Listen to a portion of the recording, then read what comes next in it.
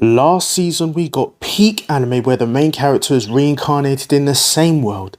This season we got peak isekai back, oh yeah! Mushoku Tensei season 2's first episode is out, and after watching it I am on board for how the whole season is going to play out. This was easily top 3 in my waiting list for summer, possibly at the top spot. It is a vibrant, colourful adventure. But I'm going to make the disclaimer right now for those of you who don't know. This show is weird. It focuses on Rudius, a kid who's gifted in magic and seems to know more than he should for his age in a fantasy world.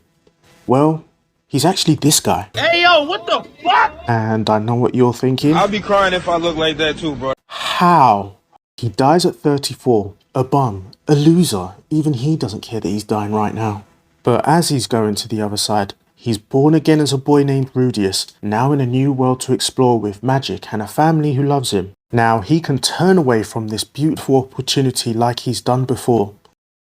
Or he can get out of that slump, work out, cast some spells and become a new person. I can't tell you enough how good it feels to see someone look at their own flaws, how wrong they lived in the past and turn it around. And Rudius is no exception. After his first major setback in his old life, he quit and stayed a shut-in, turning away from people who tried to help him, thinking that doing nothing is better than failing again. So with this new chance, he chooses to abandon that way of thinking and manages to refine himself, when at the same time, his past issues slap him right in the face sometimes. But in a weird way, this scene from the outside then manages to free him from his shackles and experience his inner child, explore the world, make friends and learn what not to do, and the show manages to lead you on that journey with him. And it is so... oh no. No. Wait. Wait. Nope to that every single time. Mostly starts off slow, typical slice of life stuff. Rudius spends most of the time developing himself, including dealing with his trauma. The next part of his process is earning some money so he can go to magic school, which is where we meet Eris. She is a little shit. You'll want nothing more than to see her get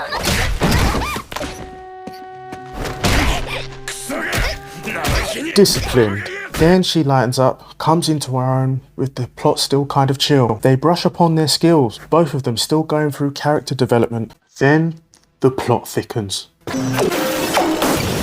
Makes you realise that all this was just the prelude. Enter Rudius, feared by everyone, mistaken as the world's literal boogeyman out to clear his name but with no direction. He becomes Rudius and Eris's bodyguard. He's actually so cool. When there's a scene where they're just chilling by a fire, I can't help but think Piccolo sitting by Gohan in that same setting before the Saiyans appear in Dragon Ball Z. The fights are something else. Like, this is that good stuff with magic, swordplay, adventure. Anything you want in a fantasy genre is here in this show, and the quality is... whoa. This is the type of world I would want to be reincarnated in. You are anxious to see what happens next. Bet that's what I did reading ahead with the manga and light novel. And you know what? A spanner is thrown in the works sometimes, and at those times you remember, he's technically only a kid, and you feel that when he's set in with some real life problems. And remember, problems of this world. A world where a town salesman can try to sell an aphrodisiac to a 7-year-old with no problems, but I digress. His trauma might kick in, or someone straight up dies right before him, and he realises he can't press restart on this game, adding serious weight to his decisions.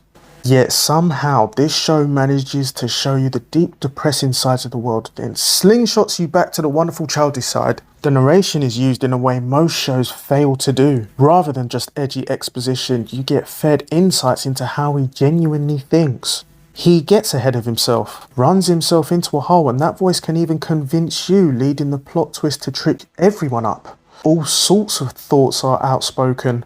But with Rudius, it definitely shows a problem about him that won't sit right with you.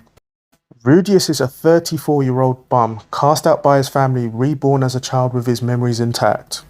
His fondness for young girls is not it. I hate that part of him too, and it will spoil the show for most of you. When enjoying a show, I tend to put myself in the main character's shoes, and it sort of happens when I watch Mushoku Tensei, but not really. He does these heinous things, but imagine how difficult it is to realise almost all those habits you had make you a horrible person.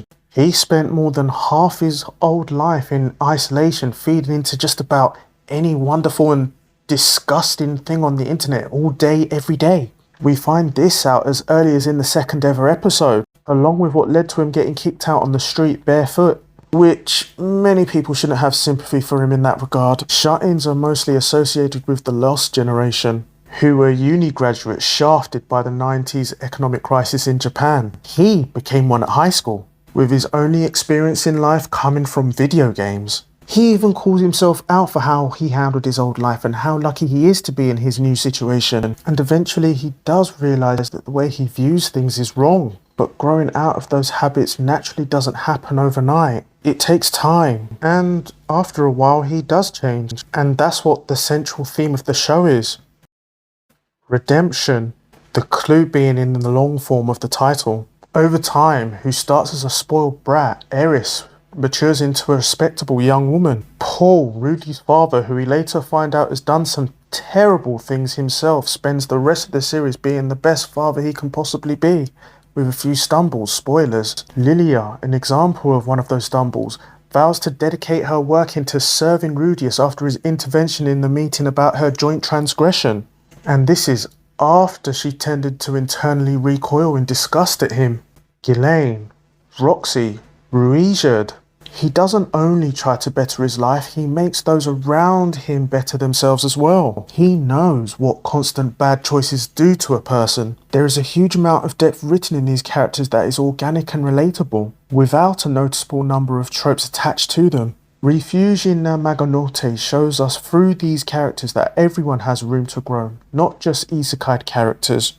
The issue of Rudius' character can certainly make you feel uncomfortable, but the show manages to push that to one side with its exciting world and well-written characters with a top-of-the-world animation. At the end of the season, Ruijerd completed what he set out to do in escorting the kids back home, goes on his own journey to continue what he was stuck on until he met Rudius. And after going through the rite of passage of Sweet Home Alabama, props to the studio for making this scene quite wholesome, even though it's actually in theory quite weird. Rudius is abandoned. Again, while we know Eris leaving was with good intentions, he doesn't. As far as he knows, he's back where he started. And in such a creative way.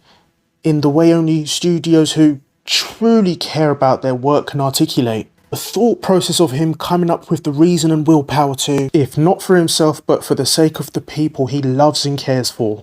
That's when he remembers his job to find his family still isn't finished. With that realisation, the show ends with him finally picking himself up and walks forward on to complete the job yet finished. Do I care that the next season is possibly a production downgrade to season 1, with the original director no longer there? Not enough to not watch it.